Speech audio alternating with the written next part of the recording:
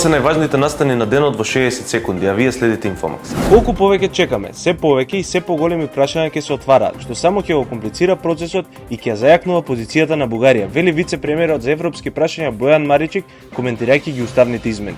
Министерството за здравство ќе поднесе пријави за Венко Филипче, Беким Сали и фирмата изведува шкерка на Брако поради пропусти кои што се констатирани со внатрешна ревизија на министерството. Трагична сообраќајна несреќа на автопатот Скопје-Куманово. Патничко возило Ауди со швајцарски национални ознаки удри во пешак, пошто возачот го оставил возилото и го напуштил местото. Од здобиените повреди пешакот починал на лице место. Жителите на струското село Мислодежда со сопствени средства и со донации од печалбари во странство го направија патот кој води кон нивното село. Нема нови случаи со Конго-Кримската треска. Министерството за здравство апелира граѓаните да се придржуваат кон превентивните мерки.